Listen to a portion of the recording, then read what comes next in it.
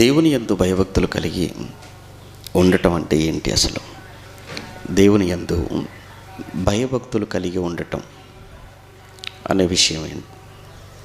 భయము భక్తి అనేవి రెండు జంట పదాలు. కొన్ని తెలుగులో మనకు కొన్ని జంట పదాలు ఉంటాయి. జంట కవులులాగా జంట పదాలు అంటే ఈ రెండు పదాలు ఎప్పుడూ కలిసే ఉంటాయి. భయము భక్తి ఇవి రెండింటిని మనం వేరువేరుగా చదువుకోం. బైబిల్లో భయము భక్తి అనే ఈ రెండు పదాలు కలిపే ఉంటాయి. అలానే మీకు తెలిసిన ఏమైనా జంట పదాలు ఏమైనా ఉంటే చెప్పండి. ఇంకా తెలుగులో మీకు తెలిసిన జంట పదాలు సుఖము దుఃఖము కలిసే ఉంటాయి. మంచి చెడు రెండు కలిసే ఉంటాయి. అలానే భయము భక్తి జంట పదాలు. అసలు భయము అనేది ఏదైతే ఉందో, భయము అంటే ఏంటి మీకు తెలిసింది మీరు ఆలోచించండి. ఒక మనిషికి భయం ఎప్పుడు కలుగుతుంది? ఒక మనిషి ఎప్పుడు భయపడతాడు? ఒక మనిషిలో భయం అనేది ఎప్పుడు వస్తుంది? ఒక మనిషిలో భయం ఎప్పుడు కలుగుతుంది? మీ ఆలోచన మీరు కొంచెం ఆలోచించండి. ఒక మనిషి ఎప్పుడు భయపడతాడు? ఒక మనిషిలో భయం అనేది ఎప్పుడు కలుగుతుంది? మీరు ఏమంటారు? ఎప్పుడు భయపడతాడు మనిషి? జనరల్గా చెప్పండి, ఎప్పుడు భయపడతాడు? అంటే చేయకూడనిది చేసినప్పుడు, తప్పు చేసినప్పుడు, సహజంగా ఏదైనా అనకూడని మాట అన్నాడు అని, చేయకూడని పని చేశాడు అనుకున్నప్పుడు, అప్పుడు ఆ మనిషిలో సహజంగా భయం అనేది కలుగుతుంది. నిజమే. మొట్టమొదట భయపడినటువంటి వ్యక్తి భూమి మీద ఆదాము. ఆదాము భయపడ్డాడు.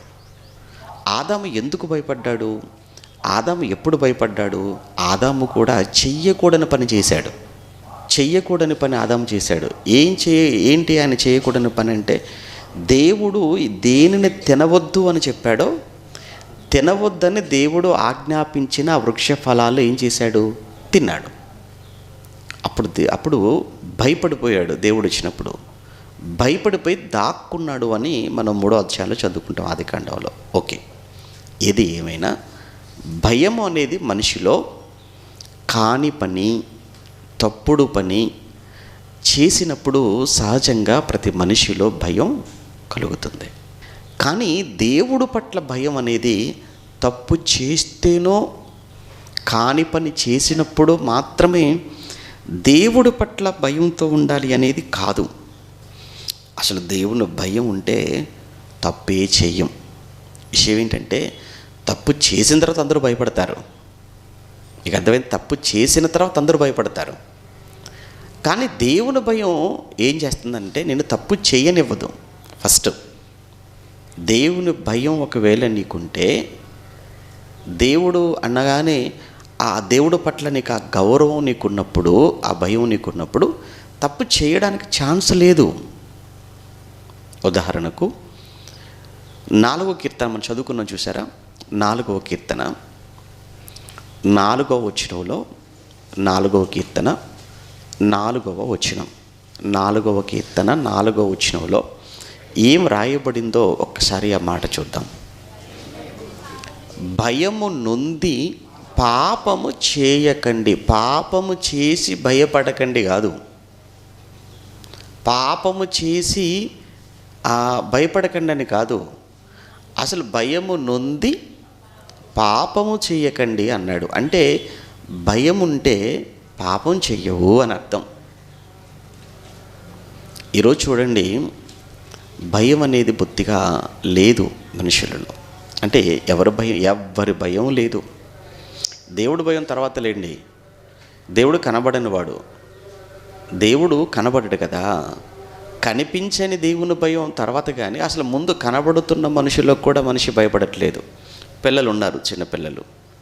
తల్లిదండ్రులకు ఏమైనా భయపడుతున్నారా ఈ రోజుల్లో ఉన్న పిల్లలు? చెప్పండి. తల్లిదండ్రుల భయం పిల్లలకు ఉందా?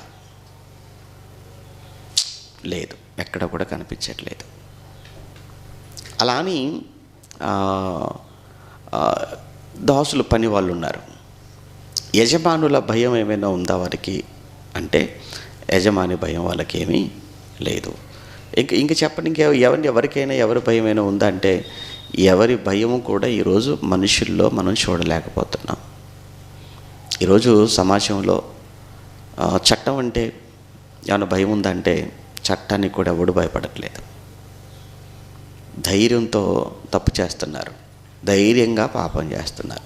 ఇప్పుడు నరహత్య చేస్తే ఉరి తీస్తారో అన్న సంగతి తెలుసు కదా, దొంగతనం చేస్తే పట్టుబడతామని తెలుసు కదా. మరి దొంగతనం చేస్తే పట్టుబడతాము, పట్టుబడితే కేసు అవుతుంది, కేసు అవుతే జైలు అవుతుంది, జైలు అవుతే ఎందుకు అని ఎవడైనా ఆలోచిస్తున్నాడా? ఆలోచించడం లేదు.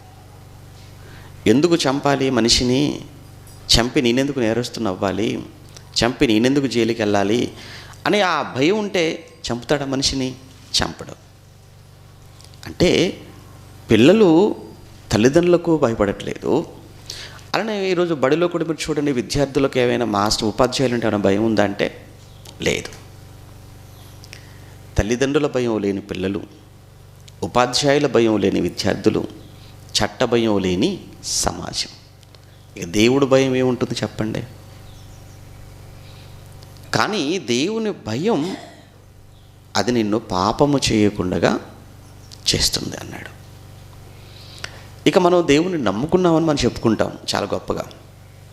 దేవుని నమ్ముకోవడం ఏముంది? అది పెద్ద పనా?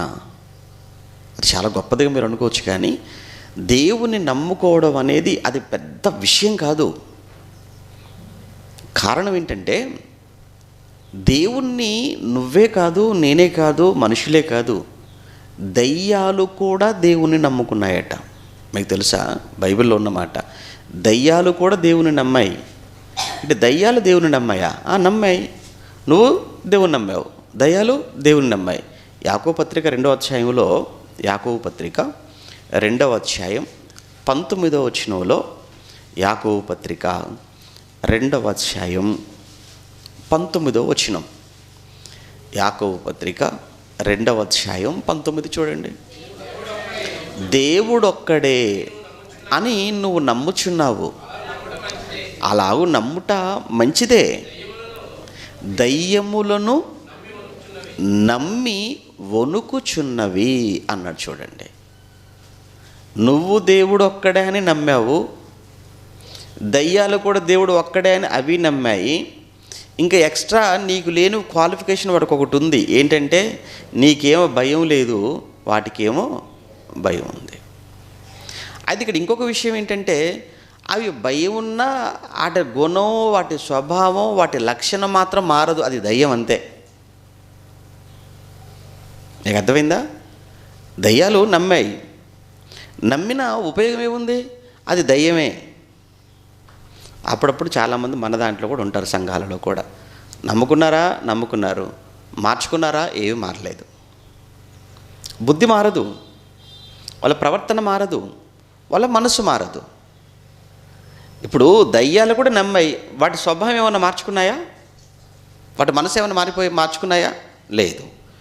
నువ్వు కూడా దేవుని నమ్ముకున్నావు, నీ మనసు మారట్లేదు, నీ బుద్ధి మారటం లేదు, నీ ఆలోచన మారటం లేదు అని అంటే నీకు దయ్యానికి పెద్ద తేడా ఏముంది? అంటే నువ్వు దయ్యానివే. అయ్యేమో కనబడిన దయ్యాలు, మీరేమో కనిపించే చివరికి బైబిల్ పట్టుకున్న దయ్యం, ప్రార్థన చేసే దయ్యం, వాక్యం వినే దయ్యం, ఆరాధనకు వచ్చే దయ్యం. మరి ఏమనాలి? మరి ఇంతకంటే ఏమంటాం చెప్పండి? మారనప్పుడు అంతే కదా. మరి దయ్యాలు నమ్ముకున్నాయి, నువ్వు నమ్ముకున్నావు. నమ్మిన దయ్యాలు అవి మార్చుకోవట్లేదు వాటి ప్రవర్తన, మరి నువ్వు మార్చుకోవట్లేదు అన్నప్పుడు మరి ఏమనాలి? నిన్ను దయ్యమే అనాలి, అంతే కదా. ఇప్పుడు మనం భక్తిగా ఉన్నామా లేదా అనేది ఎలా అంటే తెలుస్తుంది? మన ప్రవర్తన అంటే. నీకు అర్థమైందా? నిజంగా నాలో దేవుడు భయం ఉంది, నేను నిజంగా భక్తి పరుణ్ణి, దేవుడు అంటే నాకు భయము భక్తి ఉంది అనేది నాకు ఎలా తెలియాలి అని అంటే మన ప్రవర్తన తెలియచేస్తుంది. అసలు ముందు దేవుడు అనగానే ఆ దేవుని యందు భయభక్తులు అని అంటే అసలు దేవుడు అంటే ఎలా ఉంటాడో, ఆ దేవుడు అనేటువంటి ఆ మాటకు డెఫినేషన్ ఏంటో మీరు ఎవరన్నా చెప్తారా? దేవుడు అంటే ఏంటి? దేవుడు అంటే ఏంటి? డెఫినేషన్ బైబిల్లో ఉన్నది, ఎన్నోసార్లు మనం వింటున్నదే. పోయిన వారం కూడా నేర్చుకున్న విషయం ఏం చెప్పనా, పోయిన వారం పాఠంలో కూడా ఉన్నాడు దేవుడు అంటే ఏంటో. ఎప్పుడు మనం వినేదే డెఫినేషన్. దేవుడు అంటే ఏంటి? దేవుడు అనే మాటకు డెఫినేషన్, దేవుడు ఆత్మ గనుక. అంతేనా? దేవుడు ఆత్మ గనుక. ఇంకా దేవుడు అంటే ఇంకేంటి? దేవుడు అంటే ఇంకేంటి? ఇంకా దేవుడు అంటే ఏంటి? మీకు తెలిసిన దేవుడు అనేటువంటి ఆ మాటలో మీకు తెలిసిన అర్థాలు చెప్పండి. పాత నిబంధనలో దేవుడు, వెరీ గుడ్. దేవుడు అంటే నేను ఉన్నవాడను అనువాడనై ఉన్నాను. దేవుడు అంటే ఉన్నవాడు అని అర్థం. ఎప్పుడున్నవాడు? భూతకాలంలో ఉన్నవాడే, వర్తమాన కాలంలో ఉన్నవాడే, భవిష్యత్తు కాలంలో ఉన్నవాడే, ఎప్పటికీ ఉండేవాడు దేవుడు అంటే. ఇంకా దేవుడు అంటే ఇంకా మీకు తెలిసి ఇంకా దేవుడు అంటే మీరు ఏమనుకుంటున్నారు? దేవుడు అంటే ఆత్మ, బాగుంది. దేవుడు అంటే ఉన్నవాడు, బాగుంది, వెరీ గుడ్. ఇంకా దేవుడు అంటే ఏంటి మీకు తెలిసి? దేవుడు అంటే మార్పు చెందనివాడు, మార్పు లేనివాడు అని అర్థం. మనం అనుకోండి, ఎప్పుడు మారిపోతామో తెలియదు. అంతేనే కదా చెప్పండి. మనం ఏ రోజు ఎలా ఉంటాం ఎవ్వరికీ తెలియదు అనమాట. గజనీ టైప్ అనమాట అంతా. ఏమో ఏ క్షణానికి అపరిచితుడు అంటారు చూసారా, అంటే వీడు ఎప్పుడు ఎలా ఉంటాడు ఎవరికి తెలియదండి అంటుంటారు. అలానే దేవుడు అలాంటి వాడు కాదు. దేవుడు అంటే మార్పు లేనివాడు, మార్పు చెందనివాడు. ఆయన నిన్న ఎలా ఉన్నాడో నేడు అలానే ఉన్నాడు, నేడు ఎలా ఉన్నాడో రేపు అలానే ఉన్నాడు. అందుకే నిన్న నేడు నిరంతరము ఏకరీతిగా ఉండేవాడు దేవుడు. మరి ఆ దేవుని నమ్ముకున్న మనం ఎందుకంటే రోజు రోజుకు ఒక రకంగా మారిపోవాలి? ఇప్పుడు అదే దేవుడు కదా, మార్పు లేని దేవుని నమ్ముకున్న మనం ఎందుకు మారాలి అంటున్నా నేను. బాప్తిస్మం తీసుకున్న రోజు ఎలా ఉన్నామో అలా ఉండలేమా? బాప్తిస్మం తీసుకున్న కొత్తలో ఎలా ఉన్నామో ఏమంటే ఇప్పటివరకు మనం అలా ఉండలేమా? ఈరోజు ఎలా ఉన్నామో నెక్స్ట్ ఇయర్ ఇలా ఉండలేమా? వచ్చే సంవత్సరం ఎలా ఉన్నా చచ్చేంతవరకు మనం ఇలా ఉండలేమా? ఎందుకు ఉండలేము? మనం నమ్మిన దేవుడిలో మార్పు లేనివాడు. ఇప్పుడు మనం ఎందుకు మారాలి అంటే ఇక్కడే మనకు అర్థం కావాలి ఏంటంటే, మనలో అసలు దేవుడు అంటే ఆ భయం, దేవుడు అంటే ఆ భక్తి అనేది మనలో ఉందా అనేది మనకు తెలియాలి కదా. రైట్. అసలు ఇప్పుడు నెక్స్ట్ వచ్చేసి దేవుడు అంటే ఏంటో మనకు అర్థమైపోయింది. ఇప్పుడు అసలు భక్తి అనే మాట ఒకటి మనం మాట్లాడుతున్నాం పదే పదే. ఏంటి అసలు భక్తి అనేటువంటి మాటకు అర్థం ఏంటి? భక్తి అంటున్నాం కదా, ఏంటి భక్తి అనేటువంటి మాటకు ఏంటి అర్థం? అందులో యాకోబు పత్రిక 1వ అధ్యాయంలో 27వ వచనం మీరు జాగ్రత్తగా మీరు వచ్చారు అని అంటే మీ మనసంతా కూడా ఇక్కడే కేంద్రీకృతం అవ్వాలి. ఇంకా మీ ఆలోచనలు ఎక్కడికి వెళ్ళకూడదు. వచ్చారు అని అంటే వాక్యాన్ని మీ హృదయంలో నింపుకొని మీరు వెళ్ళాలి. ఇక్కడికి వచ్చారు అని అంటే ఖాళీ మనసుతో రావాలి, వాక్యాన్ని నింపుకొని వెళ్ళిపోవాలి. అర్థమైందా? వచ్చాము అనంటే నింపబడి వెళ్ళాలి. వాక్యంతో నింపబడిన హృదయాలుగా ఇక్కడి నుంచి మీరు వెళ్ళాలి. ఏమన్నాడు యాకోబు పత్రిక? ఏంటి భక్తి అంటే ఏంటి? యాకోబు పత్రిక 1వ అధ్యాయం 27వ వచనం. తండ్రి అయిన దేవుని ఎదుట. ఎంత యాకోబు గారండి, ఏంటనండి నిజంగా ఆయన జ్ఞానం, దేవుడిచ్చిన జ్ఞానం. అఫ్కోర్స్ ఎంత చక్కగా రాస్తున్నాడో చూసారా. ఎందుకు తండ్రి అయిన దేవుని ఎదుట అన్నాడు అని అంటే కారణం, మనుషుల ఎదుట భక్తి ఒకటి ఉంది. మనుషుల ఎదుట భక్తి అనేది ఉందా? ఉంది. మనుషుల ఎదుట భక్తి అంటే ఏంటి? మనుషు ఎదుట నువ్వు మోకాలు లేచి ప్రార్థన చేస్తుంటే నిన్ను చూసి ఏమనుకుంటారు? ఓ భక్తిపరుడండి మంచి అంటాడు. నువ్వు తెల్లటి బట్టలు వేసుకొని తిరుగుతుంటే ఏమనుకుంటాడు? భక్తిపరుడండి అంటాడు. కాషాయపు రంగు బట్టలు వేసుకుని తిరుగుతుంటే ఏమనుకుంటారు సమాజం? భక్తులండి అనుకుంటారు. అంటే నీ బట్టలను చూసి సమాజం వెంటనే నేనేమంటుందంటే భక్తుడు అంటుంది. కానీ దేవుడు వెంటనే నేను భక్తుడు అనడు. దేవుని ఎదుట నువ్వు భక్తుడిగా కనిపించాలంటే క్వాలిఫికేషన్ ఉండాలి. మనుషుల ఎదుట భక్తుడిగా కనిపించాలి అంటే ఏ క్వాలిఫికేషన్ అవసరం లేదు, ఏం లేదు. జుట్టు పెంచుకొని గడ్డం పెంచేసుకొని బట్టలు మార్చుకుంటే చాలు. అంతే కదా, మరి చాలా సింపుల్. అందుకే యాకోబు గారు చాలా చక్కగా రాస్తున్నాడు. తండ్రి అయిన దేవుని ఎదుట పవిత్రమును నిష్కలంకమునైన భక్తి ఏదనగా అని డెఫినేషన్, అంత చక్కని నిర్వచనం చెప్తాను. డెఫినేషన్ అంటామన్నమాట.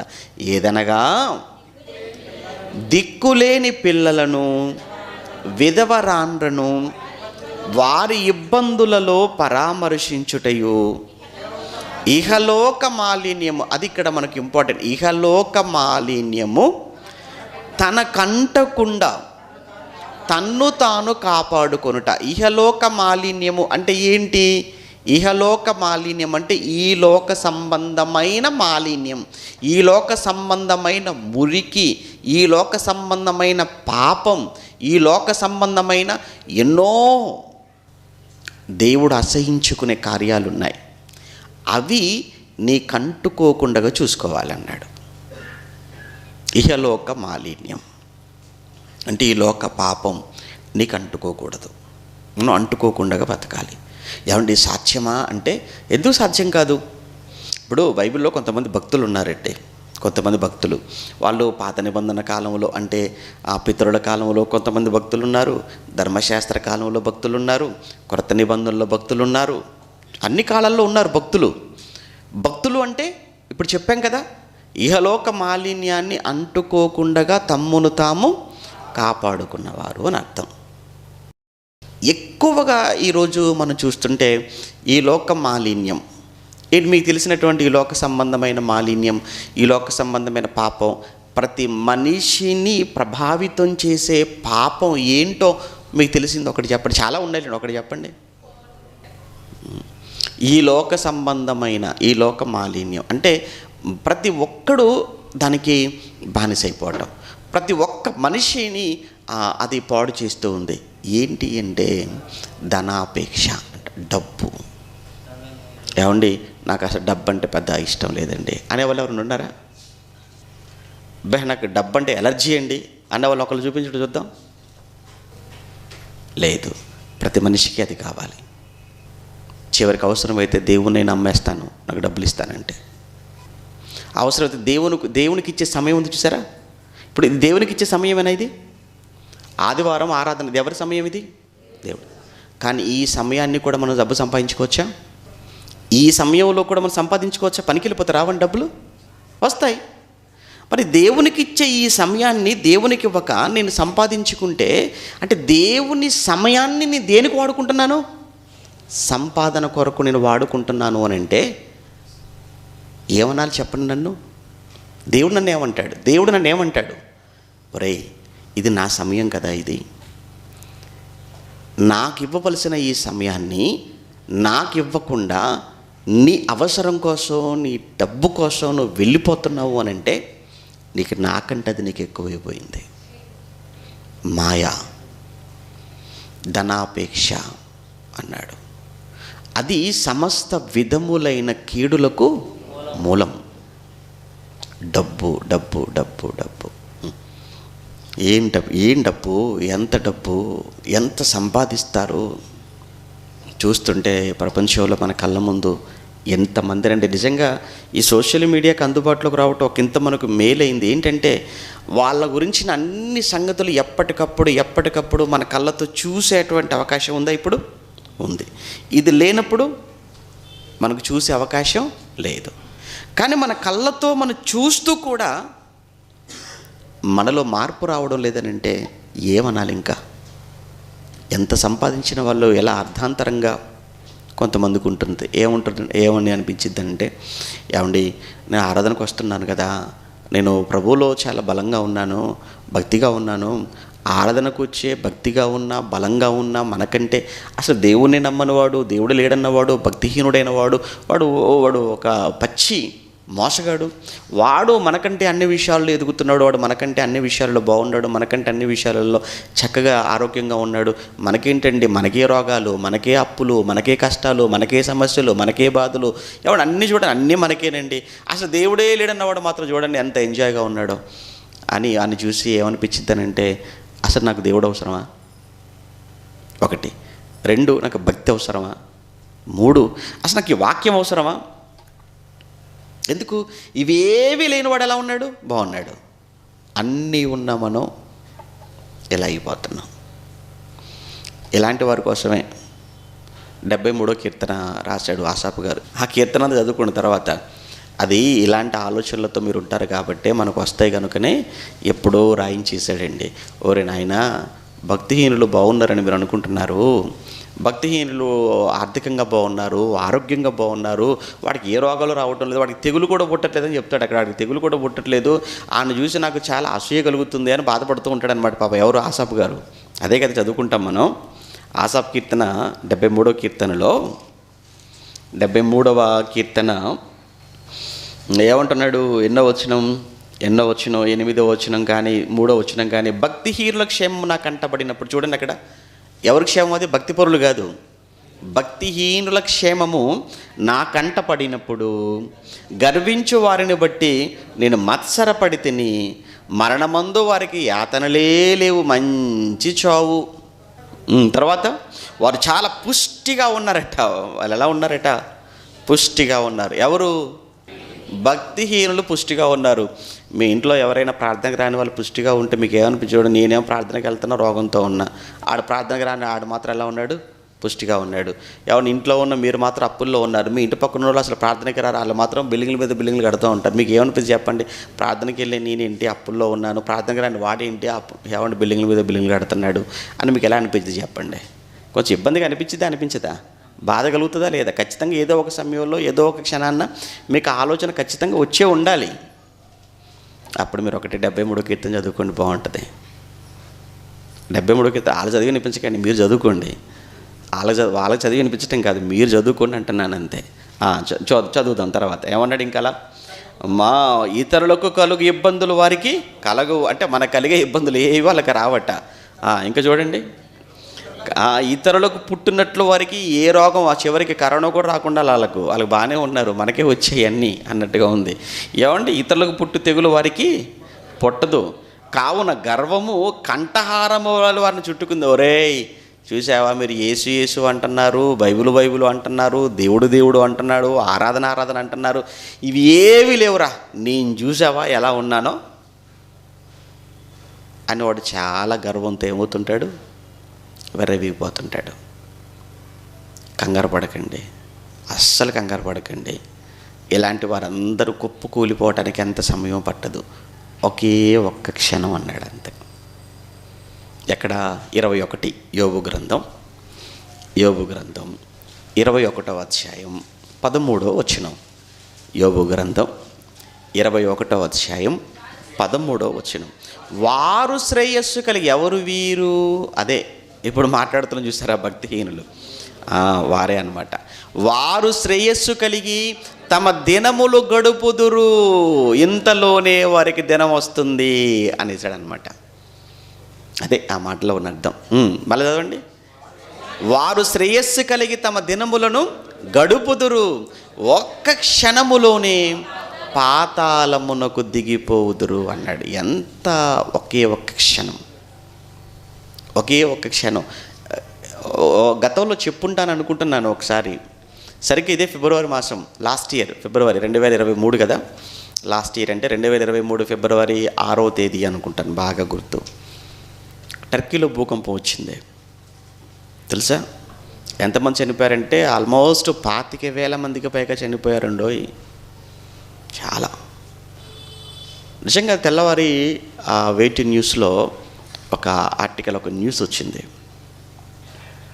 ముందు రోజు రాత్రి వరకు అతను ధనవంతుడు, ముందు రోజు రాత్రి వరకు అనేక బిల్డింగ్స్కి, అపార్ట్మెంట్కు ఓనర్ అతను. నెల కాగానే అకౌంట్లో లక్షల రూపాయలు అకౌంట్లో క్రెడిట్ అవుతూ ఉంటాయి. కానీ ఒక్క క్షణం పడుకున్నారు రాత్రి, ఇంతలోనే వాళ్ళ ఉన్నటువంటి కాళ్ళ కింద, వాళ్ళు కట్టుకున్న అపార్ట్మెంట్ కింద ఉన్నటువంటి నేల కుదుపులకు లోనైపోయింది. కట్టినటువంటి ఆ భవనాలన్నీ పేక మెడల్లో కుప్పకూలిపోయాయి. మొత్తానికి ఎలానో బతికేశాడు అతను. ఆ సమయంలో ప్రభుత్వం క్షతగాత్రులైన వారికి, అలానే శిథిరాల కింద నలిగిపోతున్న వారి శవాలు వెలికి తీసే పనిలో, వాళ్ళకు నీళ్లు, వారి కోసం భోజనం, అలా వారందరినీ అక్కడ లైన్లు వరుసలో నిలువ పెట్టి వారి కోసం రొట్టెలు అవి పంచుతున్నప్పుడు ఈ ధనవంతుడు కూడా వరుసలో వచ్చాడు. వచ్చేసి ఆ వరుసలో నిలబడి ఇచ్చే రొట్టె ముక్కల కోసం ఎదురు చూస్తూ 2 రొట్టె ముక్కలు ఇవ్వగానే చేతిలో పట్టుకొని చాలా దీనంగా రొట్టె ముక్కల వైపు చూస్తున్నాడు. రాత్రి వరకు నా పొజిషన్ ఏంటి, తెల్లవారేసరికి ఏంటి ఈ పరిస్థితి? రాత్రి వరకు ఎంతో ధనవంతుడుగా లక్షల రూపాయలను, కోట్ల రూపాయలు ఆస్తికర్తగా ఉన్న వ్యక్తి ఏమన్నా అక్కడ చూసారా?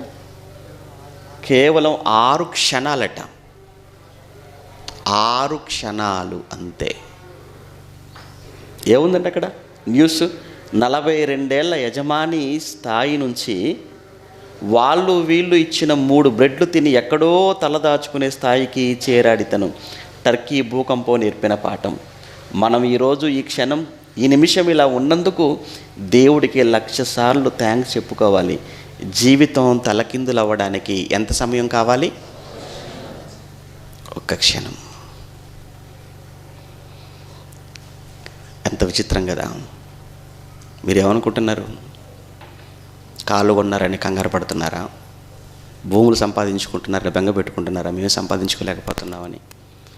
అపార్ట్మెంట్లు కట్టుకుంటున్నారు అని మీరు వాళ్ళని చూసి అసూయపడుతున్నారా? వద్దు, ఒక్క క్షణం చాలా అన్నాడు ఆయన. ఏమండి, చెన్నై వరదలప్పుడు కూడా మీరు చూడండి, చెన్నై వరదలు వచ్చాయి కదా. చెన్నై వరదల్లో ఒక ఏరియా అంతా మునిగిపోయింది. గ్రౌండ్ ఫ్లోర్ అంతా నీళ్ళు వచ్చేసాయి, ఫస్ట్ ఫ్లోర్ వరకు నీళ్ళు వచ్చేసాయి. కరెంటు లేదు. వరుసగా 4-5 రోజుల వరకు కూడా కరెంటు లేని పరిస్థితి. అప్పుడు తాగడానికి నీళ్లు దొరకట్లేదు, తినడానికి భోజనమూ లేదు. ఒక సాఫ్ట్వేర్ ఎంప్లాయీ, ఒక సాఫ్ట్వేర్ ఉద్యోగస్తుడు, తన దగ్గర చాలా క్రెడిట్ కార్డులు ఉన్నాయి. నెల కాగానే 1,50,000 రూపాయల జీతం నా అకౌంట్లో పడుతుంది, బోల్డ్ని క్రెడిట్ కార్డులు ఉన్నాయి, దయచేసి నాకు ఒక వాటర్ ప్యాకెట్ ఇవ్వండి, ఒక పులిహార ప్యాకెట్ ఇవ్వండి అని ఒక పులిహార ప్యాకెట్ కోసం, ఒక వాటర్ ప్యాకెట్ కోసం బయటకు వచ్చి చేస్తున్న ఆర్తనాదాలు. అదేంటండి? సాఫ్ట్వేర్ ఎంప్లాయీ కదా, 1,50,000 జీతం కదా, చేతిలో బోల్డ్ని క్రెడిట్ కార్డులు ఉన్నాయి కదా. No use. ఒక్క క్షణం చాలు. అందుకే మీరు ఎప్పుడు కూడా మీకున్న దానితో తృప్తి చెందటానికి ఆలోచించండి తప్ప ఎవరికో ఉన్నదాన్ని చూసి మీరు మత్సరపడి నా భక్తి ఏంటి, నా బ్రతుకేంటి, నా జీవితం ఏంటి అని ఎప్పుడు మిమ్మల్ని మీరు దయచేసి నిరుత్సాహపరుచుకుని తక్కువ చేసుకునేటువంటి ప్రయత్నం మీరు చేయకూడదు. సాతానుగాడికి అదే అదునుగా చేసుకుంటాడు. వాడు నిన్ను ఇంకా ఒత్తిడికి గురి చేస్తాడు, నిన్ను ఇంకా డిప్రెషన్లోకి తీసుకెళ్తాడు, నిన్ను మొత్తానికి సంఘానికి దూరంగా లోకములో వ్యక్తిగా నిన్ను మార్చేస్తాడు. ఆ తర్వాత నిన్ను నువ్వు చంపుకునేటట్టుగా కూడా వాడు ప్రేరేపిస్తాడు. అందుకే నిజంగా సంఘంలో ఉండేటువంటి ఒక మహాభాగ్యం అండి ఇది. మీకు తెలుసా? సంఘంలో ఉండేటువంటి మహాభాగ్యం. ఎందుకంటే ఇప్పుడు ఈ సంఘంలో ఒకవేళ మీరు లేకపోతే, మీరు కూడా లోకంలోనే ఒకవేళ ఉండుంటే, మీలో ఎంతమంది ఆత్మహత్యలు చేసుకొని ఈ పాటికే మీ ఫోటో గోడ మీదకి వెళ్ళేదో మీకు తెలుసా? అంటే ఆ పరిస్థితులు అలా ఉంటాయి అంతే. కానీ అలాంటి పరిస్థితుల్లో నిజంగా దేవుని మాట ధైర్యం, దేవుని మాట ఆదరణ, దేవుని మాట ఓదార్పు, ఇది నీకు ఎక్కడ దొరుకుతుంది? కేవలం సంఘం. అందుకే సంఘము అంటే చిన్న విషయం కాదండి. ఇది ఇక్కడ తీసుకొచ్చాడు, ఇక్కడ కూర్చోబెట్టాడు అని అంటే అదృష్టవంతులు మనం అనుకోవాలి. కనుక ఎప్పుడు కూడా ఆ భక్తిహీనులను చూసి మీరు ఎప్పుడు ఇదవ్వకండి. వాళ్ళు ఏంటంటే చాలామంది తప్పు చేస్తుంటారు, మరో తప్పు చేస్తుంటారు, తప్పు మీద తప్పు చేసుకుంటూ వెళ్ళిపోతున్నారు. ఎందుకంటే తప్పు చేశాను, నాకు ఏం కాలేదు కదా అనేటువంటిది. అలాంటి వారి కోసం చెప్తారు కదా. అక్కడ ప్రసంగి గ్రంథంలో చదువుకున్న చూసారా? ప్రసంగి గ్రంథంలో 8వ అధ్యాయం 11, 12, 13 వచనాలలో, ప్రసంగి గ్రంథం 8వ అధ్యాయం 11, 12, 13 వచనాలలో, ప్రసంగి గ్రంథం 8వ అధ్యాయము 11, 12, దుష్క్రియకు తగిన శిక్ష దుష్క్రియకు తగిన శిక్ష శీఘ్రముగా కలుగకపోవుట చూచి మనుష్యులు భయము విడిచి, అదే విషయం ఏంటంటే భయాన్ని వదిలేస్తున్నారు. ఎందుకు భయాన్ని వదిలేశారు అని అంటే, తప్పు చేయగానే మనిషికి వాడికి శిక్ష వెంటనే పడలేదు. మోసం చేశాడు మొదటిసారి, శిక్ష పడలేదు, మళ్ళీ మోసం చేస్తున్నాడు. దొంగతనం చేశాడు, శిక్ష పడలేదు, మళ్ళీ దొంగతనం చేస్తున్నాడు. ఏమంటే ఒకసారి అబద్ధం ఆడాడు, శిక్ష పడలేదు, రెండోసారి అబద్ధం ఆడుతున్నాడు, రెండోసారి అబద్ధం ఆడాడు, శిక్ష పడలేదు, మూడోసారి అబద్ధాలు ఆడేస్తున్నాడు. అంటే నువ్వు చేసిన తప్పుకు, నువ్వు చేసిన దోషానికి వెంటనే శీఘ్రముగా శిక్ష కలగకపోవటం చూచి మనుష్యులు భయము విడిచి హృదయపూర్వకముగా దుష్క్రియలు చేయుదురు అన్నాడు. పాపాత్ములు 100 మారులు దుష్కార్యము చేసి దీర్ఘాయుష్మంతులైనను చెప్పేస్తున్నాడండి. అప్పుడప్పుడు మనకు అనిపిస్తుంటుంది కానీ అందరికీ వస్తుందండి చావు, వీడికి రావట్లేదు ఏంటని అనుకుంటారు చాలామంది. అలా అనుకుంటారా లేదు చెప్పండి? అప్పుడప్పుడు లోకంలో మంచి మంచి వాళ్ళకు వస్తుందండి, బాబోయ్ వీడెలా ఇంకా బతుకుతున్నాడు, వీడికి అప్పుడప్పుడు కొంతమంది చాలా ప్రమాదాలు జరుగుతాయని అయినా బతికి వచ్చేస్తుంటారండి. ఏమంటే చాలామందిని చూస్తుంటాం, ఏమంటే వీడికి అక్కడ ప్రమాదం యాక్సిడెంట్ అయిందండి, మళ్ళీ పోయిన సంవత్సరం యాక్సిడెంట్ అయిందండి, అంతకుముందు ఇన్ని యాక్సిడెంట్ ఎలా బతికేసి వచ్చేస్తున్నాడండి వీడు. కొంతమంది మొదటి యాక్సిడెంట్కే పోతారు, వీడు ఇన్ని యాక్సిడెంట్లు అయినా బతికేస్తున్నాడు, ఇన్ని మళ్ళీ హాస్పిటల్కి వెళ్ళినా బతికేస్తున్నాడు, ఇన్ని మళ్ళీ ఐసీయూలో నుంచి కూడా మళ్ళీ వచ్చేస్తున్నాడు బయటికి. ఇదేంటండి బాబు, మరణం ఏమైనా మర్చిపోయిందా అన్నీ అనిపిస్తుంటుంది అప్పుడప్పుడు. దేవుడు ఏమన్నా వదిలేశాడా అనిపించింది కదా అప్పుడప్పుడు.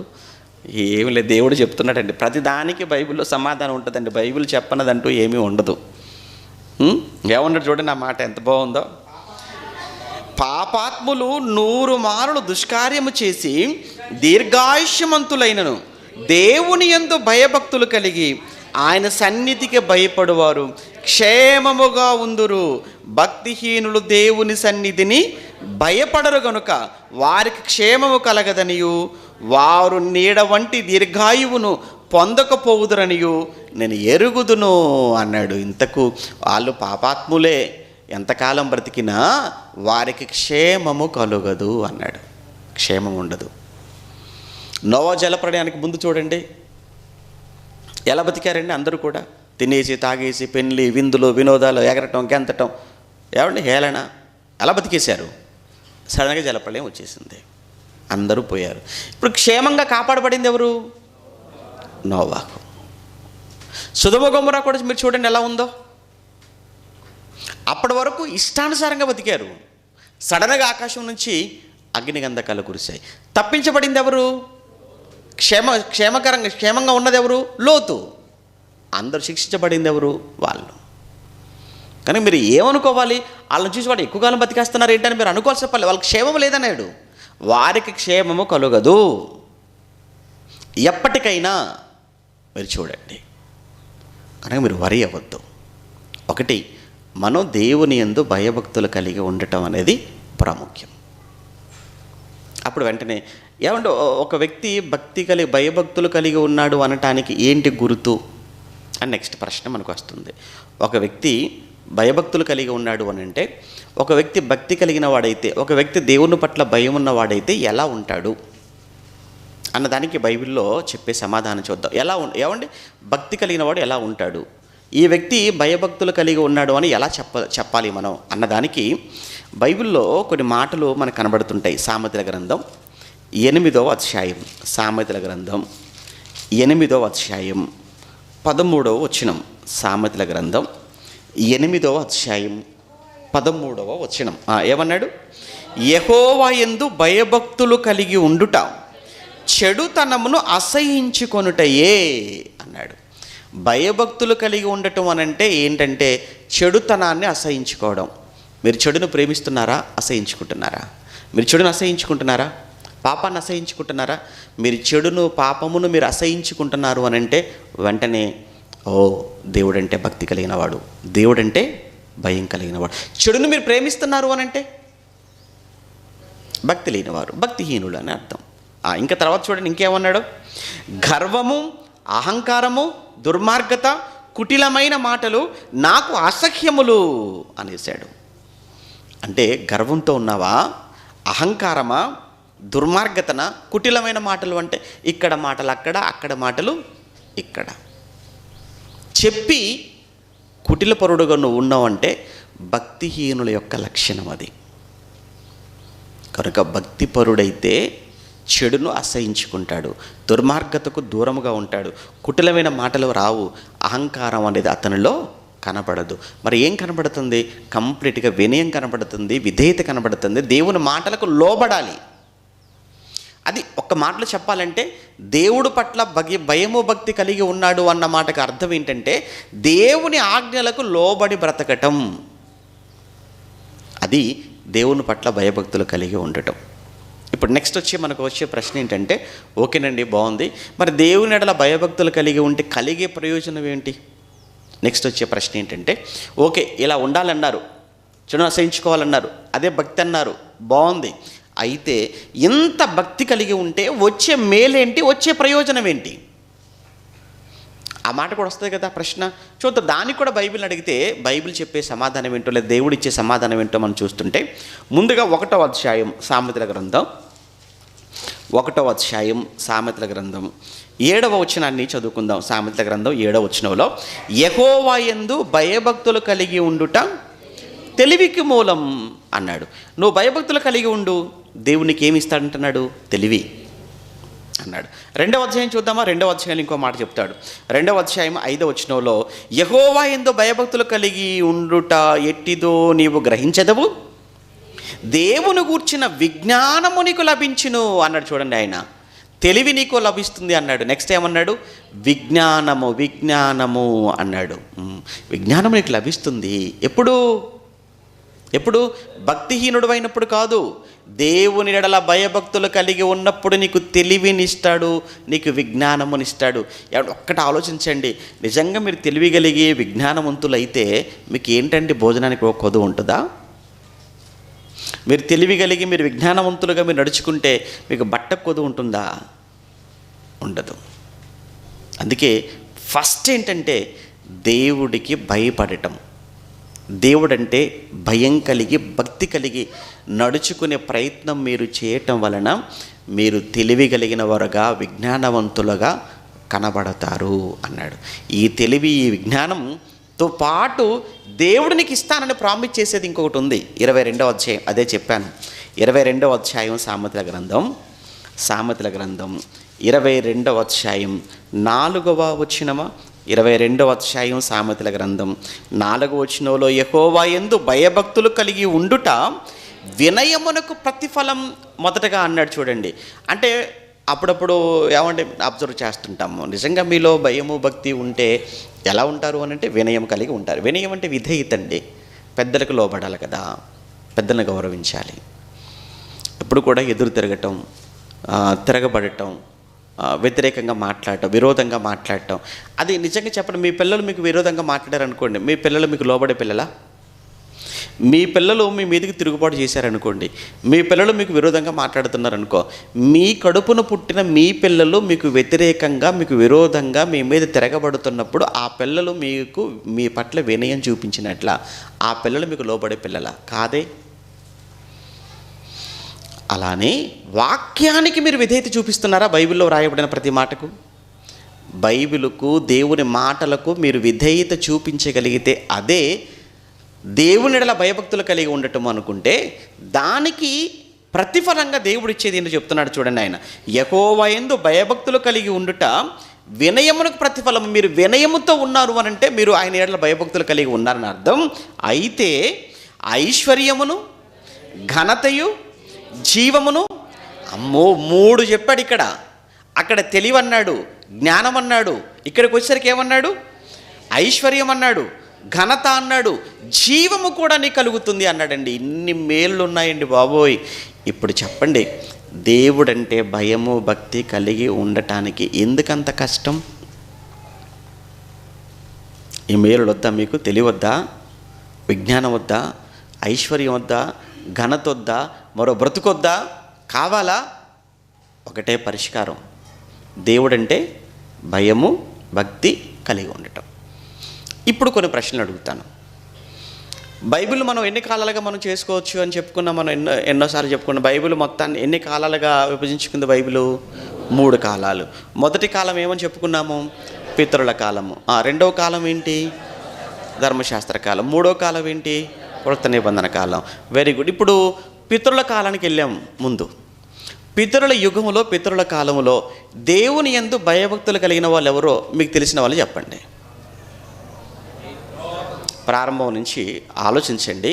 పితరుల కాలములో దేవునిడల భయభక్తులు కలిగిన వారి పేర్లు చాలామంది ఉన్నారు. కరెక్ట్గా చెప్పండి. ప్రారంభం నుంచి చెప్పండి. దేవునిడల భయభక్తులు కలిగిన, పితరుల కాలములో దేవునిడల భయభక్తులు కలిగిన వారు ఎవరు? ఓకే, హానోకు ఉన్నాడు. ఓకే, హానోకు గురించి మనకు అక్కడ పెద్దగా ఇన్ఫర్మేషన్ ఉండదు. ఓకే, పక్కన పెట్టండి. ఆ తర్వాత ఇంకా నోవాకు పితరుల కాలంలో ఉన్నాడు. తర్వాత అబ్రహాము పితరుల కాలమే, ఇస్సాకు పితరుల కాలం, యాకోబు పితరుల కాలం, యోసేపు పితరుల కాలంలో ఉన్నాడు. యోబు గారు కూడా పితరుల కాలానికి చెందినవాడే. ఏమంటే ఇప్పుడు మోషే గారు కూడా ఆ కాలానికి చెందినవాడు. ఆయన రెండింటికి చెందినవాడుగా ఉంటాడు మనకు. ఏమంటే ఇటు పితరుల కాలానికి ముగింపులో ఉంటాడు, ధర్మశాస్త్రానికి ఆరంభంలో ఉంటాడు మోషే గారు. సరే, ఇప్పుడు మనం ప్రారంభం చూస్తాం. యోబు గారు కానీ, నోవా గారు కానీ, ఒక అబ్రహాము గారు కానీ, ఇస్సాకు కానీ, యాకోబు కానీ, యోసేపు కానీ, మోషే కానీ, వీళ్ళందరూ పితరుల కాలంలో ఏమన్నారు? దేవుడు అంటే భయభక్తులు కలిగి బ్రతికినవారు.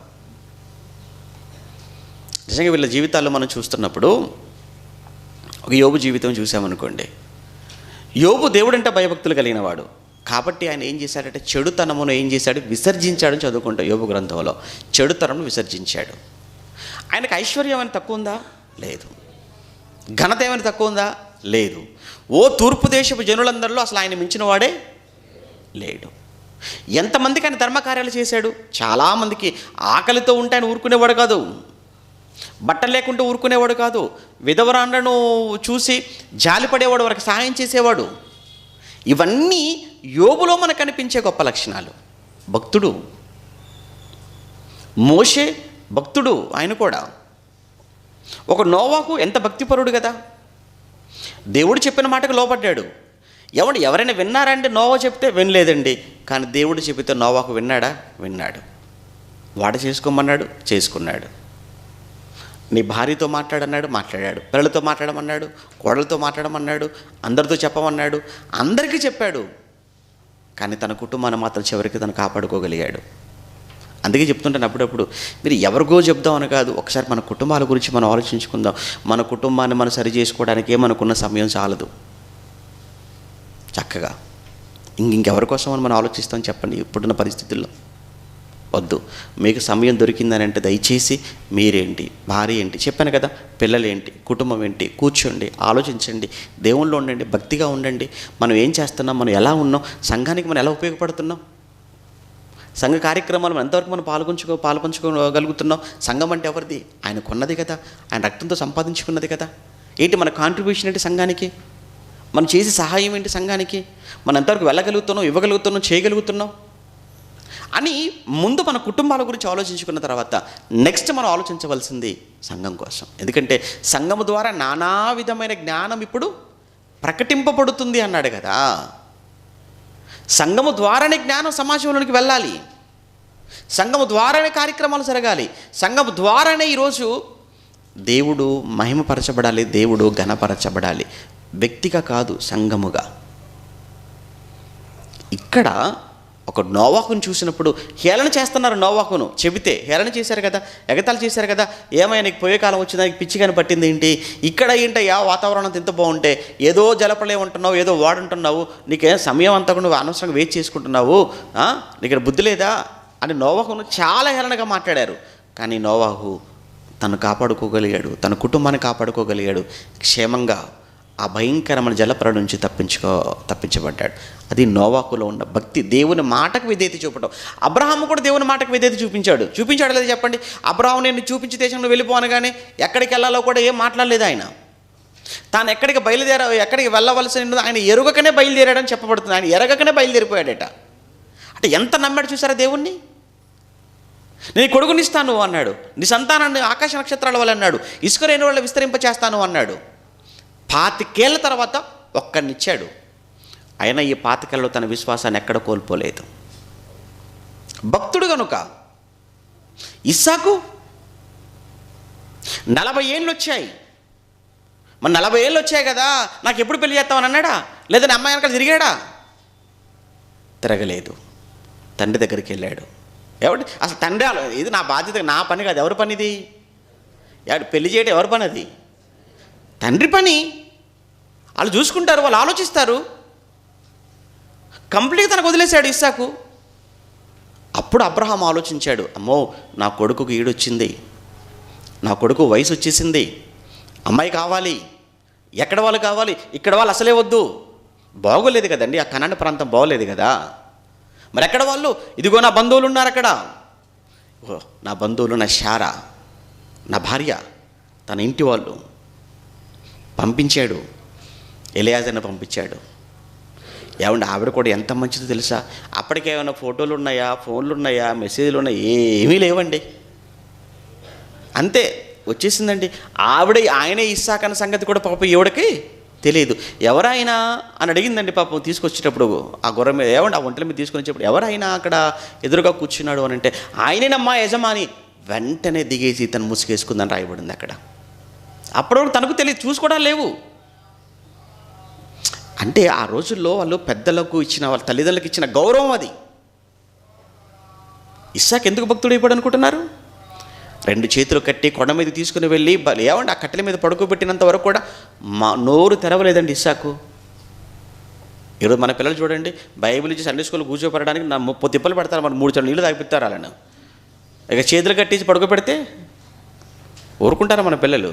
ఈరోజు బైబిల్ చేతిలో పెట్టి సండే స్కూల్లో కూర్చోపెట్టడానికే మనకు సరిపోవట్లేదు, వాడిని బడికి పంపడానికి సరిపోవట్లేదు మనకు, కాసేపు మోకాళ్ళు ఎంచడానికి మన చేత కావట్లేదు మనకు. ఈరోజు మన పిల్లలు అలా అయిపోయారు. మరి ఇస్సాకు ఎందుకు భక్తుడయ్యాడు? అబ్రహాం ఎందుకు భక్తుడయ్యాడు? యాకోబు మోసపోయాడండి యాకోబు, కానీ దేవుణ్ణి వదులుకోలేదండి యాకోబు. ఇలా ఒక్కొక్కరిది ఒక్కో గాథ. వాళ్ళంతా భక్తులు, దేవుని కొరకు భక్తిగా బ్రతికిన వాళ్ళు పితరుల యుగం పక్కన పెట్టేద్దాం. నెక్స్ట్ ధర్మశాస్త్ర యుగానికి వచ్చామనుకో, ధర్మశాస్త్ర కాలానికి వచ్చామనుకోండి. ఇప్పుడు ధర్మశాస్త్ర కాలంలో భక్తులైన వాళ్ళ పేర్లు చెప్పండి, మీకు తెలిసిన వాళ్ళు కొంతమంది పేర్లు చెప్పండి. యోసేపు ఉన్నాడు. యోసేపు కూడా మంచి భక్తిపరుడు కదా. ఆయన ఏ కాలానికి చెందినవాడు? పితరుల కాలానికి చెందినవాడే. యోసేపు కూడా చూసారా, ఎవడే ఐగుప్తు దేశానికి అమ్మి వేయబడ్డాడు, ఐగుప్తు దేశంలో పోతిఫర్ ఇంట్లో చేరిపోయాడు. కానీ ఎంత తన పవిత్రతను ఎలా కాపాడుకున్నాడు? చేయని నేరానికి అలా శిక్ష అనుభవించాడు, కానీ దేవుని వదులుకోలేదు. ఇవన్నీ భక్తుల గాథలు. బాగుంది. నెక్స్ట్ ధర్మశాస్త్ర కాలానికి వచ్చేద్దాం. ధర్మశాస్త్ర కాలంలో భక్తి పనులు చెప్పండి. ఇప్పుడు ధర్మశాస్త్ర కాలంలో భక్తిగా బ్రతికిన భక్తుల పేర్లు, మీకు తెలిసిన వాళ్ళ పేర్లు చెప్పండి, బైబిల్లో ఉన్న వాళ్ళ పేర్లు. Very good. యెహోషువ భక్తిపరుడు, కాలేబు భక్తిపరుడు అనుకుందాం. తర్వాత ఇంకా చెప్పండి. దావీదు కానీ, ఆ తర్వాత ఇంకా సమూయేలు, వెరీ గుడ్, సమూయేలు కానీ, ఆ తర్వాత ఇంకా దానియేలు కానీ, షడ్రక్ కానీ, మెషక్ కానీ, అబేద్నెగో కానీ, వీళ్ళందరూ కూడా ధర్మశాస్త్ర కాలంలో దేవుని కొరకు భక్తిగా బ్రతికిన భక్తులు అన్నాడు. నిజంగా యెహోషువ గురించి, యెహోషువ యొక్క భక్తి గురించి ఆలోచిస్తున్నప్పుడు చాలా ఆశ్చర్యం వేస్తుంటుందండి. ఆయన ఒకటే మాట అన్నాడు, ఒకటే కమిట్మెంట్ యెహోషువది ఒకటే. ఏమన్నాడు అని అంటే, మీరు ఎవరిని సేవించుకుంటారో సేవించుకుంటే నాకు సంబంధం లేదు, నేను మాత్రం యెహోవాను, నేనును నా ఇంటి వారు మాత్రం యెహోవాను సేవించేదాం. అది ఆయనలో ఉన్న కమిట్మెంట్ అండి. లక్షలాది మంది ఇశ్రాయేలీలు, మీరు లక్షల మంది ఎటువైపు ఉన్నా పర్వాలేదు, నేను ఒక్కరిని దేవుని వైపు ఉంటాను చాలు. అప్పుడప్పుడు మీరు ఎవరి బలహీనపడాల్సిన పని లేదండి. ఏమండి వాళ్ళ వైపు ఎంతమంది ఉన్నారండి, వీళ్ళ వైపు ఎవడి వైపు ఎంతమంది ఉన్నా చేయగలిగింది ఏమీ లేదు, దేవుని పక్షాన్ని ఉన్న తర్వాత. మీకు అర్థమైందా? ఎటువైపు ఎంతమంది ఉన్నా నో యూజ్. అటువైపు గొల్లియాతు పక్షాన బోల్డంతమంది ఉన్నారు, ఇటువైపు సింగిల్గా ఉన్నాడు దావీదు. సింగిలే కదా దావీదు. అసలు వాడు ఎత్తెంత, దావీదు ఎత్తెంత, వాడు వయసు ఎంత, దావీదు వయసు ఎంత, వాడు అనుభవం ఎంత, దావీదు అనుభవం ఎంత, వాడు వస్త్రధారణ ఏంటి, దావీదు వస్త్రధారణ ఏంటి, అసలు ఏ విషయంలో ఎక్కడైనా పోలికుందా దావీదుకు గొల్లియాతుకు? అయినా మట్టి కనిపించాడా? కనిపించాడు. కారణం దావీదు వెనుకున్నది ఎవరు? దేవుడు. యుద్ధము ఎవరిదని దిగాడు? యెహోవాది అని దిగాడు. నీ వైపు ఎంతమంది ఉన్నారన్నది కాదు, నీతో దేవుడున్నాడా లేడా అన్నదే ప్రాముఖ్యం. నా ధైర్యం అదేనండి, మన ధైర్యం అదే కావాలి. నీ పక్కన ఎవరున్నారు, ఎవడున్నా ఎవడు చేయగలిగింది ఏమీ లేదు. మళ్ళీ ఎవ్వరు చేయగలిగింది ఏమీ లేదు. నీ భార్య ఏం చేయలేదు రోగంతో మంచాన పడితే. కరోనా వచ్చినప్పుడు చూడండి, ప్లేట్ అలా విసిరేసిన సందర్భాలు, మాస్క్ పెట్టుకుంటే తప్ప దగ్గరికి రాలేదు. భార్యే కదా, భార్యే కదా, భార్య భర్తల బంధమే కదా, ఏమో ఆయనకు వచ్చితే నాకు వచ్చేస్తే ఎలా, ఇది. అలాంటిది నీకు ఏంటి, ఏమనుకుంటున్నారు మీరు? అందుకేనండి ఎవరిని కాదు, దేవుడి మీద ఆధారపడనని చెప్తానంతే. దేవునికి దగ్గర అవ్వడానికి ప్రయత్నం చేయండి. ఎవరికో దగ్గర అవ్వటానికి మీరు ప్రయత్నం చేయకండి. మనుషులకు దగ్గర అవ్వటం కంటే ఎవరికి దగ్గర అవ్వాలి? దేవునికి దగ్గర అవ్వండి. నేను దేవునికి దగ్గరగా ఉన్నానా లేదా, అది ముఖ్యం. ఎవరి గురించి మాట్లాడుకుంటున్నాం? యెహోషువ. లక్షల మంది మీరు ఎవరిని ఆరాధించుకున్నారో నాకు సంబంధం లేదు, నేను మాత్రం యెహోవాను తప్ప ఇంకెవరిని ఆరాధించను. అది యెహోషువ కమిట్మెంట్. సమూయేలు గారు ఉన్నారు, చాలా మంచి ప్రవక్త అండి. లక్షలాది మంది మీద న్యాయాధిపతిగా ప్రవక్తగా నియమించాడు. లక్షలాది మంది మీద ప్రవక్తగా న్యాయాధిపతిగా నియమించిన న్యాయం తప్పని వాడండి ఎవరు? ఎక్కడ న్యాయం తప్పలేదండి సమూయేలు. ఎక్కడా దేవుని మాటకు అవిధేయత చూపించలేదండి సమూయేలు. గొప్పవాడు, సౌలును అభిషేకించినవాడు, దావీదును అభిషేకించినవాడు, ఒక న్యాయాధిపతిగా, యాజకుడుగా, ప్రవక్తగా బాధ్యతలు నిర్వర్తించినవాడు సమూయేలు. అంత గొప్పవాడు, వృద్ధుడైనంత వరకు ఉన్నాడు. కానీ వృద్ధాప్యంలో కూడా ఎక్కడా దేవుని న్యాయాన్ని తప్పకుండా బ్రతికాడు, న్యాయం తప్పకుండా. అది సమూయేలులో ఉన్న భక్తి మనకు కనబడుతుంది. ఆ తర్వాత ఇంకా మీకు తెలిసి దావీదు గురించి మాట్లాడితే, దావీదు తన జీవితంలో ఒకే ఒక విషయంలో తప్పు చేశాడు. తప్పు చేసిన ఆ విషయంలో ఎంత బాధపడ్డాడో, ఎంత కుమిలిపోయాడో, ఎంత నలిగిపోయాడో తర్వాత మళ్ళీ చెప్తాడు. దేవుడు కూడా తన గురించి ఇచ్చిన స్టేట్మెంట్ ఏంటంటే, ఆ ఒక్క విషయంలో తప్ప దావీదు ఇంకెప్పుడు తప్పు చేయలేదు. ఇక ఆ తర్వాత దానియేలు గురించి మనకు తెలియంది కాదు. ప్రార్థన చేయొద్దంటారా మీరు?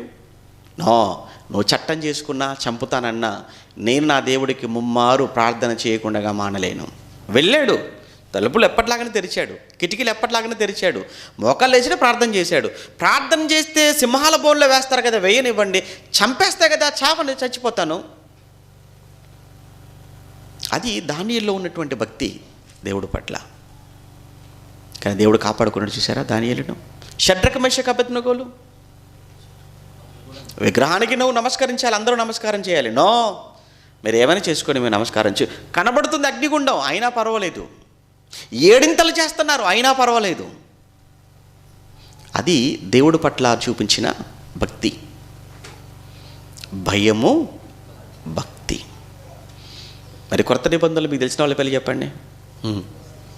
కొత్త నిబంధనలు ఎవరు తెలీదా? మీరు మనం అందరూ ఈ కాలానికి చెందిన వాళ్ళమే. చెప్పండి, కొత్త నిబంధన కాలం చెందిన భక్తుల పేర్లు చెప్పండి. అపోస్తలులు 12 మంది అపోస్తలులు, వాళ్ళంతా భక్తులే కదండి. వారు తమకున్న సమస్తాన్ని వదిలేసి యేసుప్రభుని వెంబడించిన వాళ్ళు కదా. ఎవరు దేనికి భయపడిన వారు కదా. బెదిరింపులకు భయపడలేదు, హేళన చేసినా తట్టుకోగలిగారు, జైల్లో పెట్టినా బయటకు వచ్చేసారు, కొరడాల దెబ్బలు తినడానికి, చేతి దెబ్బలు తినడానికి కూడా సిద్ధపడిపోయిన వాళ్ళు. చివరికి హతసాక్షులుగా కూడా మారిపోయారు. భక్తి. ఆ తర్వాత ఇంకా మీకు తెలిసి పౌలు గారు, మీకు తెలిసి కొర్నేలి గురించి మాట్లాడతారు కదా, మర్చిపోయారు కొర్నేలి గురించి. మనం ఒకసారి సంఘంలో మాట్లాడుకున్నాం కదా కొర్నేలి గురించి. కొర్నేలి భక్తిపరుడు. అతని కోసం రాయబడిన మాట ఏంటంటే భక్తిపరుడు అని అతని గురించి రాయబడింది. తన కుటుంబంతో భక్తిగా ఉన్నాడు ఆయన. ఏం చేసేవాడు ఆయన కొర్నేలి? ఏ జాబ్ చేసేవాడు ఆయన? కొర్నేలి జాబ్ ఏంటండి? కొర్నేలి గారి జాబ్ డాక్టరా, కలెక్టరా ఏంటి? కొర్నేలి యొక్క జాబ్ ఏంటి? పోలీస్ ఆఫీసరా? మరేంటి? శతాధిపతి. శతాధిపతి అంటే 100 మంది సైనికుల మీద అధిపతిగా ఉన్నవాడు. కానీ ఎరగనివాడు, అంటే లంచం ఎరగనివాడు ఆయన. అవినీతికి పాల్పడనివాడు. తనకు వచ్చే జీతం ఏదైతే ఉందో ఆ జీతములోనే అనేకమైన ధర్మ కార్యాలు చేస్తూ ఉండేవాడు. ఎవరు విధవరాండ్రో చూసేవాడు, ఎవరు అనాథలో చూసేవాడు. దేవుడి కోసం ఎంతైనా ఖర్చు పెట్టే మంచి మనసున్నవాడు ఆయన. ప్రార్థన చేసేవాడు, ధర్మకార్యాలు చేసేవాడు, కుటుంబాన్ని దేవుళ్ళు కట్టుకోగలిగినవాడు, వాక్యం అంటే ఆసక్తి కలిగినవాడు, ఆరాధన అంటే ఆసక్తి కలిగిన. ఎన్ని లక్షణాలు ఉన్నాయో ఆ కొర్నేలిలో చాలా చెప్పాను. సుమారుగా ఒక 12 లక్షణాలు చెప్పాను అనుకుంటున్నాను ఆయనలో. గతంలో కొర్నేలి భక్తిపరుడు. ఇవన్నీ ఎందుకు చెప్పుకున్నాం ఇప్పుడు మనం? దయ్యాలు నమ్మాయి, నువ్వు నమ్మావు. ఆడికి మార్పు లేదు, నీకు మార్పు లేదు. అయ్యి మారవు, నువ్వు మారవు. అంతే కదా మరి. ఇప్పుడు దయ్యాలు నమ్మాయి, నువ్వు కూడా నమ్మాను. చాలామంది చెప్పావు నేను దేవుని నమ్ముకున్నానండి అంటావు. ఏం సుఖం, నమ్ముకోవడం కాదు ఇక్కడ కావాల్సింది. నమ్ముకున్నావు అంటే దయ్యాలు కూడా నమ్మాయని బైబిల్లో ఉంది. నువ్వు నమ్మావు. ఏంటి ఇప్పుడు అయితే ఏంటట? లేదు. నమ్మిన దయ్యాలు వాటి బ్రతుకును మార్చుకోవట్లేదు, కానీ నమ్మిన నువ్వు నీ బ్రతుకును మార్చుకోవాలి. మార్చుకోవటం అంటే జీవితాన్ని మార్చుకోవటం, మనసును మార్చుకోవటం. దేవుడంటే భయం కలిగి, దేవుడంటే భక్తి కలిగి, ఆ భయము భక్తి తెలివికి మూలం, విజ్ఞానానికి మూలం, ఐశ్వర్యము ఘనతకు మూలం. నువ్వు భయభక్తులు కలిగి ఉన్నావు అన్నది ఎలా తెలియాలి? నీ ప్రవర్తన అంటే నువ్వు పాపాన్ని అసహించుకుంటున్నావు అంటే, దుర్మార్గతకు దూరంగా ఉంటున్నావు అని అంటే, కుటిలమైన మాటలు నువ్వు మాట్లాడకుండా ఉండగలుగుతున్నావు అని అంటే, ప్రతి విధమైన దైవ వ్యతిరేకమైన ప్రతి కార్యాన్ని నువ్వు అసహించుకుంటున్నావు అని అంటే, అప్పుడు నీవు దేవుడు పట్ల భయభక్తులు కలిగిన వాడవని అర్థం. కనుక దేవుని యందు భయభక్తులు కలిగి ఉండటమే సొలొమోను గారు అంటారు, మానవ కోటికి ఇదియే విధి. మీకు మేలు ఒకే ఒక్క చోటు ఉంది, అది దేవుడి యందు భయభక్తులు కలిగి ఉండటమే. దేవుని యందు భయభక్తులు కలిగిన వాడికి ఉన్న మేలు, జరిగే మేలు ప్రపంచంలో బిల్ గేట్స్ కూడా లేదన్నాడు, ప్రపంచంలో అమెరికా అధ్యక్షుడు లేదన్నాడు, ప్రపంచంలో ఎవ్వడికి లేదు అన్నాడు. ఎవరికంటే దేవుని ఎడల భయభక్తులు కలిగి ఉన్నవాడికంటే గొప్పవాడు ప్రపంచంలో ఇంకెవ్వడు లేడు. అంటే ఈరోజు నాకు ఒకటి అర్థమైంది. ఏంటి? నేను అందరికంటే ప్రపంచంలో గొప్పవాని కావాలంటే నేను ఎవడెలా భయభక్తులు కలిగి ఉండాలి? దేవుని ఎడల భయభక్తులు కలిగి ఉంటే ప్రపంచంలో నన్ను మించిన గొప్పవాడెవ్వడు ఉండడు. ప్రార్థన చేసుకుందాం. ప్రేమగల తండ్రి, పరిశుద్ధుడా, మీకు వందనాలు. మీ పిల్లలను ప్రేమించి నేర్పించిన ప్రతి మాట అది లేఖనానుసారమైనదిగా ఉన్నదని మీ పిల్లలు ఎరిగి కేవలం విని విడిచిపెట్టువారుగా ఉండి తమ్మును తాము మోసపుచ్చుకొనక వింటున్న వాక్య ప్రకారం ప్రవర్తించేవారుగా ఉండటకు సహాయం చేయండి. మీ ఎడల భయభక్తులు కలిగి ఉండాలన్నదే మా జీవిత సారాంశం. మా బ్రతుకులో ఎప్పుడు తొట్టిల్లకుండా, శోధనలో పడకుండా, ఎలాంటి పరిస్థితుల్లోనైనా మా విశ్వాసాన్ని కోల్పోకుండా మీ కొరకు నమ్మకంగా స్థిరంగా నిలబడగలిగే భాగ్యాన్ని, ధన్యతను మాకు అనుగ్రహించమని కోరుతూ క్రీస్తు నామాన్ని ప్రార్థన మీకు సమర్పిస్తున్నాము తండ్రి. ఆమెన్.